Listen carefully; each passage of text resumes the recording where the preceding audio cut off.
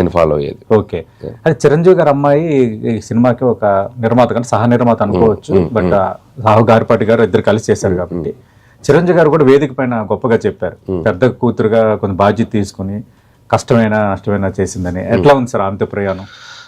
ఇద్దరు సాహు గారిపాటి కానీ అండ్ సుస్మిత కొనిదల గారు కానీ ఇద్దరు వెరీ అంటే లైక్ వెరీ ఫ్రెండ్లీ, అండ్ వాళ్ళు సినిమాకి ఎప్పుడు ఏం కావాలో వాళ్ళ నిలబడ్డారు ఆ టైంకి. సో కాబట్టి సుష్మిత గారు అయితే like very down to earth person. Chiranjeevi గారు డాక్టర్ అయినా కూడా ఎక్కడ ఆ టాంట్రమ్స్ కానీ ఏమీ ఉండవు, చాలా కూల్ గా మాట్లాడతారు, చాలా వెరీ వెరీ రెస్పెక్టబుల్ గా ఉంటారు.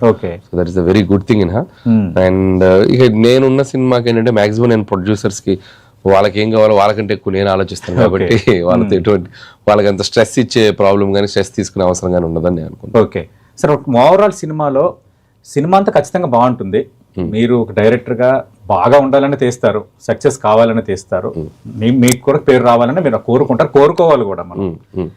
ఇప్పుడు ఈ సినిమాలో మీకు బాగా ఇష్టమైన సీక్వెన్స్ క్లైమాక్సా లేదంటే ఇంటర్వెల్ బ్యాంగా ఓపెనింగా మీకు అంటే ఇది సినిమా అంతా బాగుంటుంది, ఇది సినిమాకి హైలైట్ అండి అనేది చెప్పేది ఏమైనా? అవి చాలా మూమెంట్స్ ఉన్నాయండి. అంటే వెళ్ళే ప్రాసెస్ లో స్క్రీన్ ప్లేలో ఒక్కొక్క చోట ఒక్కోలా హై వస్తుంది.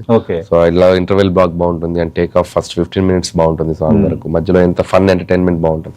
సో అంటే ఎవ్రీ 10 minutes ఒక చిన్న హై వస్తూ వెళ్తుందండి.